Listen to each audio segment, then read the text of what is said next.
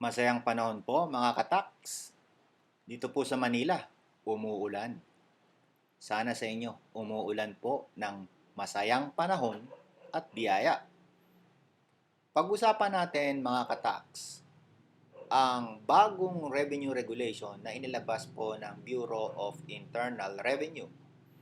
Ito po ay ang pagpapataw ng penalty doon po sa mga taong mapapatunayan na hindi sumusunod sa value-added tax law. Ano po ba yung value-added tax law na dapat sundin? Narito po ang sinasabi doon po sa revenue regulation. Ang lahat daw ng taxpayer, kung mababasa po nito yung section 1, ayan po, ay dapat daw ilagay sa kanilang mga resibo, yung sales invoice at official receipt, separately ang VAT component ng kanilang ibinenta. At kung hindi daw po ilalagay sa kanilang resibo, ay mayroon daw pong penalty. Ayan po. Hanap 1,000 but not more than 50,000 hindi po at pagkakakulong ng 2 hanggang 4 na taon. Huwag po kayong matakot mga kataks kasi po ito ay i-apply lang kapag mayroon pong conviction. At wala pong karapatan ang BIR na mag-convict ng sinumang taxpayer kasi ang meron daw pong karapatang ito ay sa korte. Pero pag-usapan po natin, papaano ba ito tong portion na to, papaano ito inilalagay sa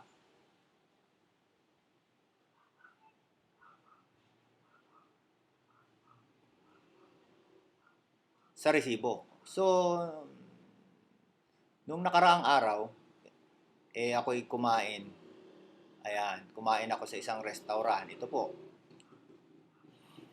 So, humingi ako ng resibo at ito po yung resibong ibinigay sa akin. So, kung ito po yung resibong binigay sa akin, paki-check nyo nga kung tama po yung binigay sa aking resibo ayon dun sa nabasa natin. Ayon po rito. Yan. Sa probisyong ito. Ayan.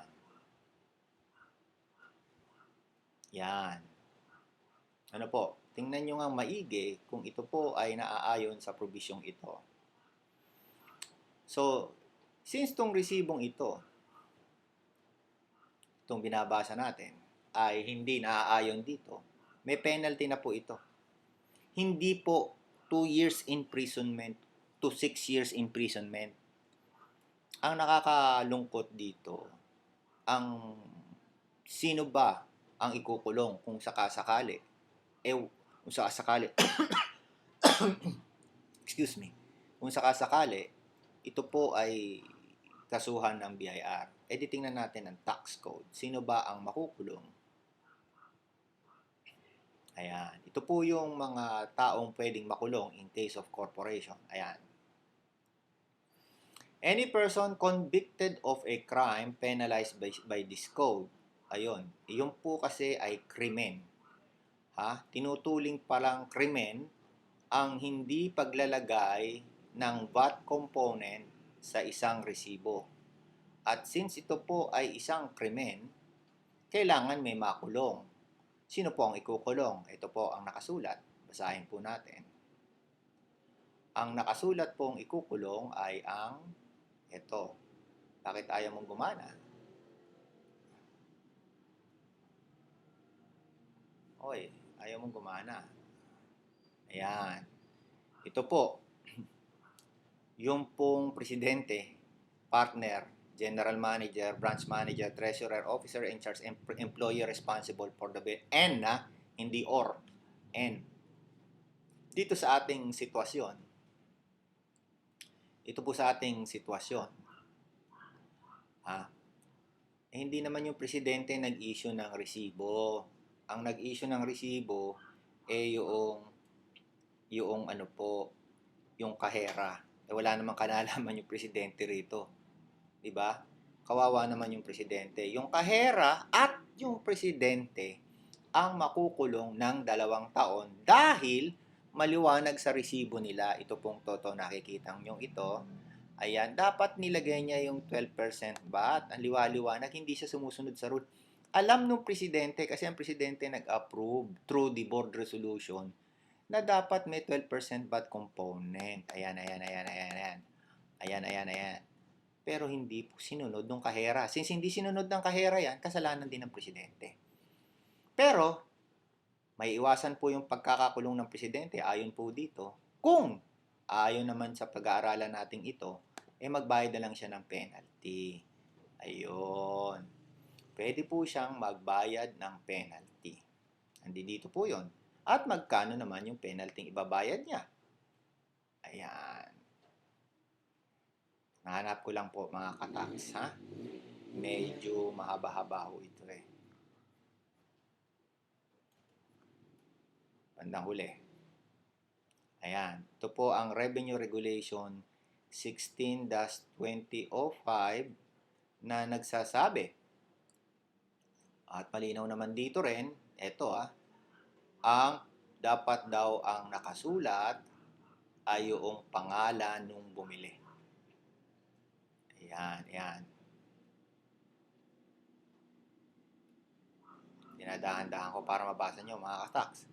Pero ang pinag-uusapan natin kung nagawa na yung kasalanan, ano ang pwedeng, anong remedy nung ating nagkasala. Ay narito po yon.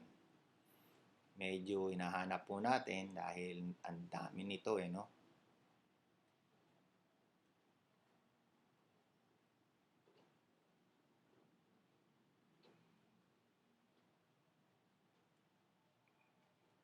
So, kung meron po kayong mga tanong sa akin at gusto nyong i-discuss ko rito sa YouTube, pwede po.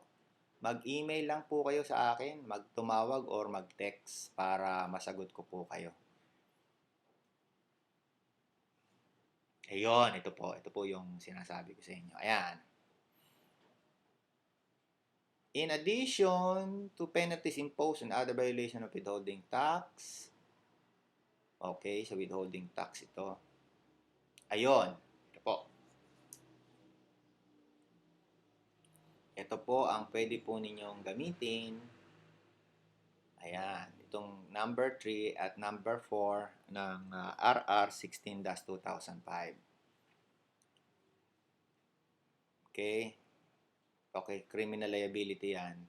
So, imposition of any penalties under the code, the compromise penalty shall not relieve taxpayer. Oops, nasan ba yun? Ito pala. Ito, sorry. Wrong number. Ayan, ito po yung pwede ninyong gamitin. Number 2, kapag meron po kayong violation. Ito po yung i-impose nyo. Ha? At yan po ay nasa RR 12. Bakit ayaw mo magkulay? Ayan. Ito po ang inyong tax ATM na nagsasabi sa inyong ito po ang dapat nyo lang bayaran. 1,000 pesos for such failure unless it is shown that such failure is due to reasonable cause or not to willful neglect. Yung pong nangyari dito, hindi po pwede sabihin yung reasonable cause yun kasi andyan dyan nakasulat na. There is a willful neglect po yan kasi automatic na nakasulat susulat mo yung batable sales tapos yung 12% VAT dito, hindi ginawa. So, ang tawag po dyan, willful neglect. So, each resibo, sabi dito, each failure, ayun 1,000 pesos. Imaginein mo, ang inisyo lang sa akin 95 pesos, ito, 95 pesos lang binili ko pero ang penalty 1,000, luging-lugi yung kumpanya. So, 1,000 po. So, kung 100,000 yung nagawa nyo resibo, na ganyan ang ginawa nyo, ang maximum na penalty na babayaran po ninyo, hindi po 1,000 times 100,000 maling resibo, kung hindi, ito lang po, maximum ng 25,000 pesos. So, sana natutunan nyo po yung aking tip sa araw na to. At hindi kayong makotongan ng mga kotongers. Hanggang sa muli, ito pong yung Katax EDM at ako po ay marireach ninyo sa 7420382 at 4393918. I-email nyo po ako. Maraming salamat po at patnubayan kayo ng Diyos na may kapal.